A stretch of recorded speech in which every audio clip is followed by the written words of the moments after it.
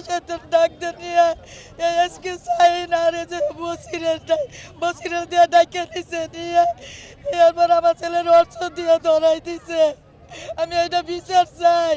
আমার দুটা না দিলে আমি অসহায়, আমি একটা রুগী মানুষ, শ্বাসকষ্টের মানুষ। আমার ছেলে নাই, আমার নাতি সারাদিন চিক্কর পারে বাপের লেগিয়া। আজকে 10 তারিখে নিছে। আমি এটা সুস্থ বিচার চাই সরকার আরেক জিয়ার কাছে। আমি এটা বিচার চাই কি এর লেগে এরা ভালো মানুষ ধরে না আর বসিরের মতো লোক রাস্তায় তো ঘুরে বেড়ায়, সত্তাই ঘুরে বেড়ায় আর ভালো লোক ধরে না কি এর লেগে। এসকে সাইনে করাইছে, কইছে এসকে সাইন মামা তোমার ডাকে ইয়ে কই আমার ছেলেরা নিচে বসিরে নিয়ে আসে ধরাই দিছে বন্দুক দিয়া আমার ছেলেরে।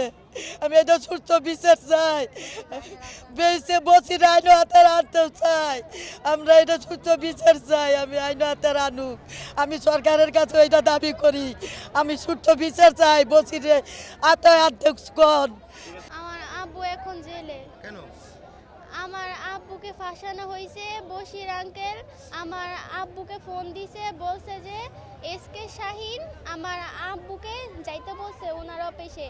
তারপরে আমার আব্বু গেছে পরে আমার আব্বুর সাথে শাহিন কোনো কথা বলে নাই, কিন্তু বশির আমার আব্বুকে অনেক মারছে। মাইরা আমার আব্বুর স্বর্ণের আংটি, বাইকের চাবি এগুলো নিয়ে চলে গেছে আর আমার আব্বুকে অস্ত্র দিয়ে ধরাই দিছে।